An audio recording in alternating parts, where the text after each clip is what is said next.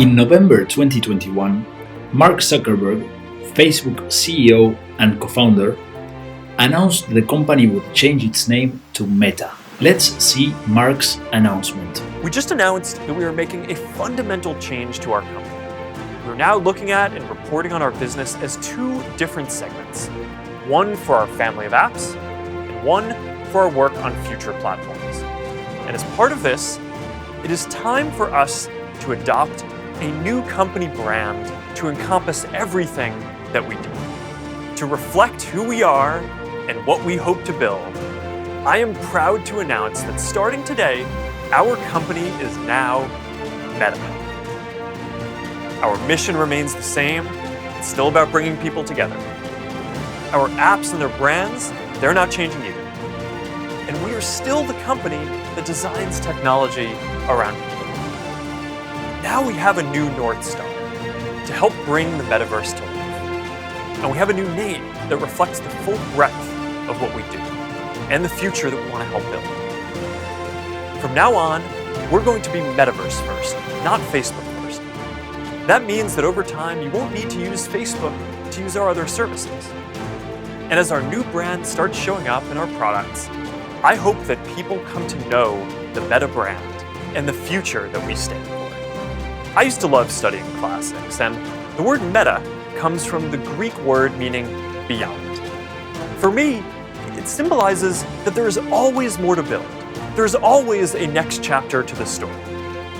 For us, it's a story that started in a dorm and grew beyond anything we could imagine, into a family of apps that people use to find one another, to find their voice, to start businesses and communities and movements that have changed the world. I'm proud of what we've built so far and excited about what comes next as we move beyond what's possible today, beyond the constraints of screens, beyond the limits of distance and physics, and towards a future where everyone can be present with each other, create new opportunities, and experience new things. It's a future that is beyond any one company, that will be made by all of us. We've built things that have brought people together in new ways. We've learned a lot from struggling with social issues and living under closed platforms. And now it is time to take everything that we've learned and help build the next chapter.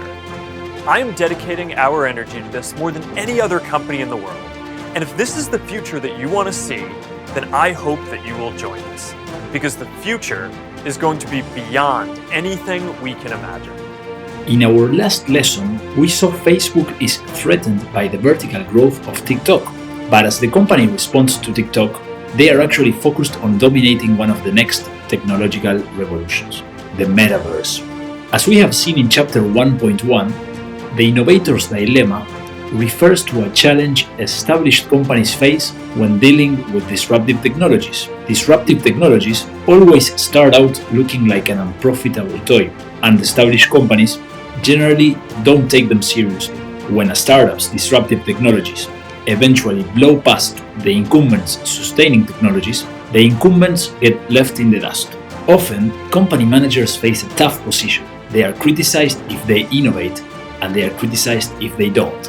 But case studies are always written in past tense, and they tend to focus on those companies that don't innovate as fast as disruptors. We hear comments like, how is it possible that Ford, General Motors, Mercedes, and Toyota couldn't develop a great electric car before Tesla?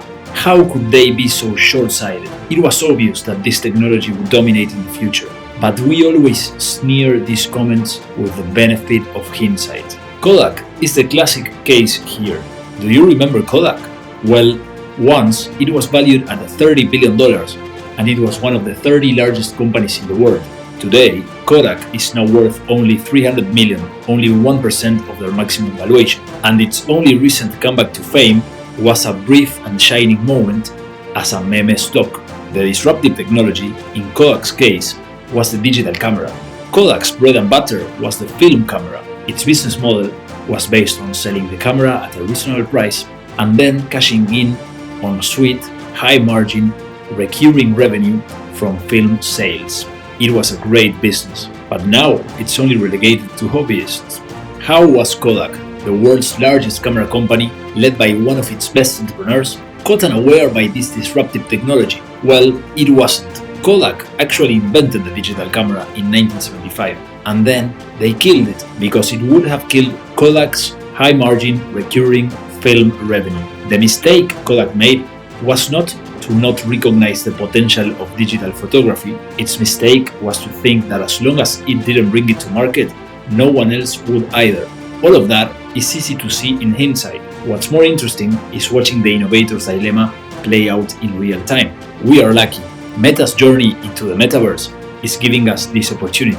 Meta is spending $10 billion a year on VR, AR, and the metaverse. The technology still looks like a toy.